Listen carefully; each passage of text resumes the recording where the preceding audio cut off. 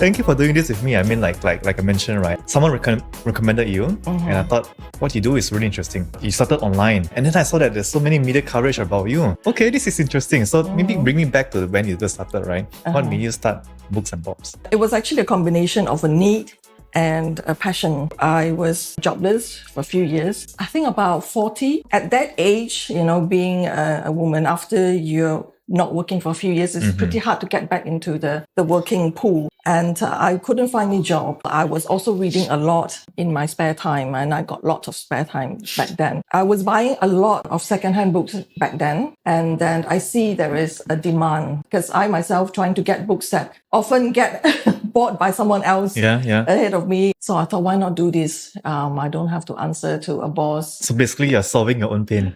Yes, I'm solving my own pain. So what was the very first thing you did then?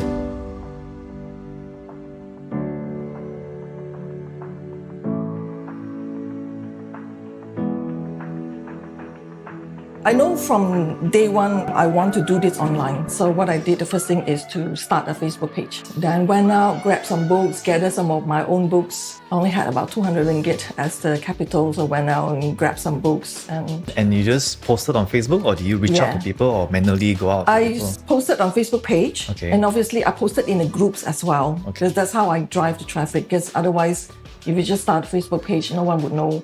You still need to drive traffic. And these people will go onto your website and they will buy it off your site. No, we haven't got the website yet. It was just a Facebook page. It was very small, operating from home. I just want to make something to pay bills. That's it, a bit of allowance. Yeah. And the good thing about book lovers is that they need to buy books again and again. Lucky that, I also have books that they want. I was curating books that I know they like. Some of them actually stay with us for a few years. When we transitioned to website, we lost some of these customers. Because they want a personal touch. Yes.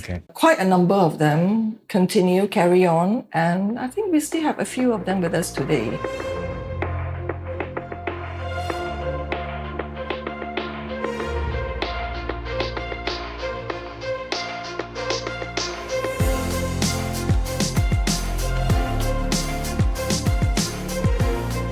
At which point of time, right, you decided, okay, it's time to set up a site? When I couldn't manage it on my own. Messaging like crazy? Yes. Okay. First thing I did when I wake up in the morning is look at my phone and check out customers' messages. At night in bed, I would again do another round of customer support and everything. Just taking too much time. So I realized that I need to automate the process. Oh, that's when the need to build the site came in.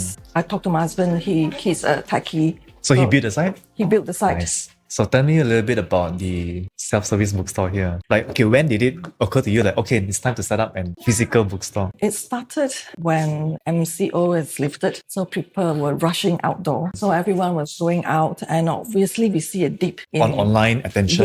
Yes. And that's got me thinking that, so what do customers want now after being, locked up at home for a few years? People want physical experience.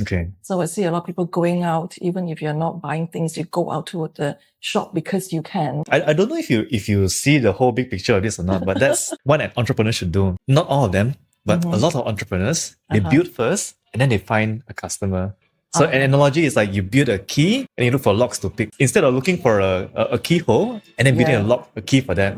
Right? So a lot of people are doing it the opposite way, and you're somehow doing it differently. The different way, right? You see a problem. Okay, now we build something. You see, people are going out right now. Then you build a store. I think that should be the way. We should always solve a problem, solve a pain. I always put myself in a customer's point of view. At the end of the day, it's like, as a customer, what do I want? And then we give what they want.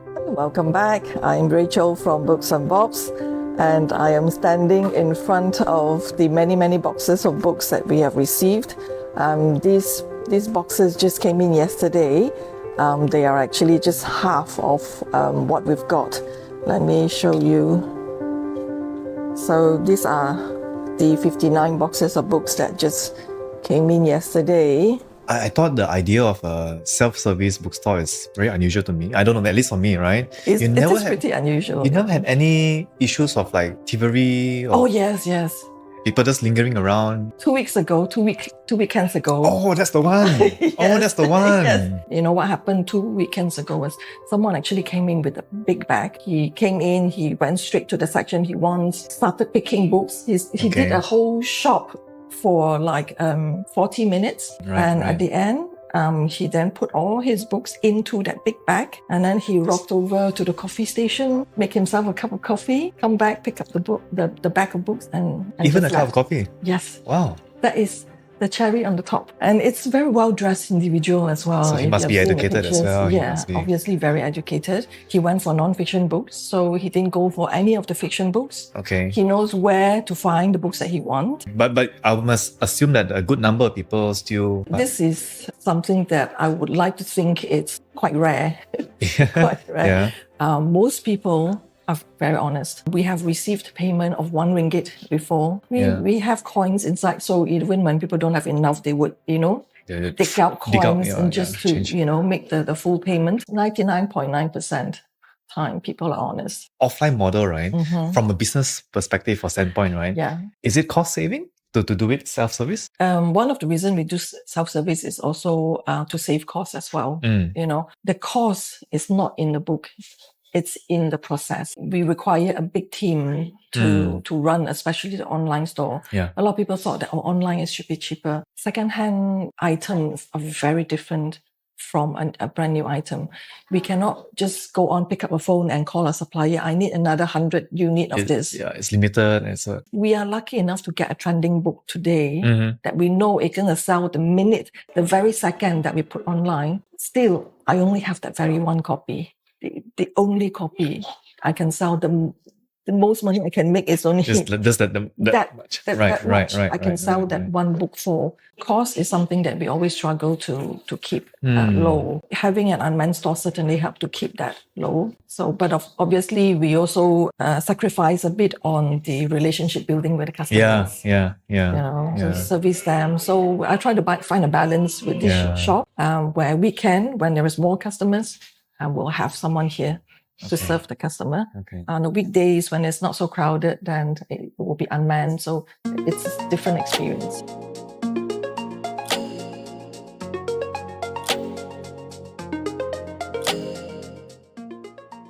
Let's move into a little bit of marketing, right?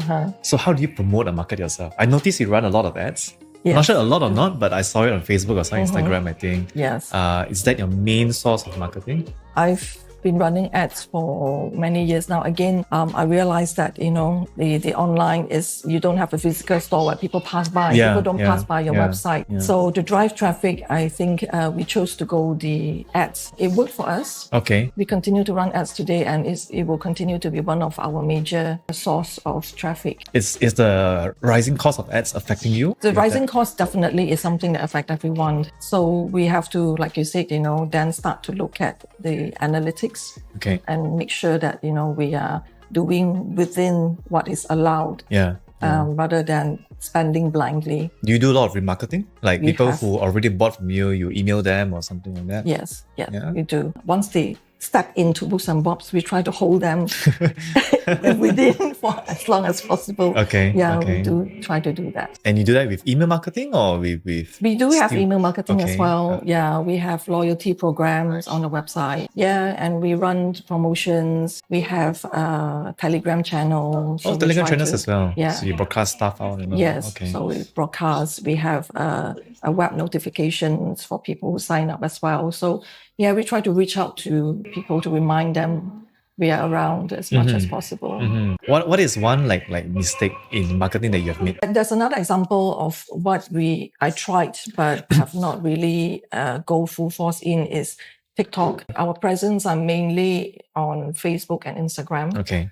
TikTok obviously is the place to be now. Everyone is talking about TikTok. It's so big and it has beaten Shopee and Lazada and all these platforms. But it's something, again, that I personally am not familiar with, being an oldie. So we tried. I can't lead my team to build up a TikTok strategy. I do not have the time to go in and study it. I'm pretty sure if I have the time, sit down and not do other things, we can create a strategy for that. But at this time, I do not have that luxury. So we dabble a bit. We repurpose some of our IG content. I decided to, put it on the bench for a while. We still have the account, but we are not active on that.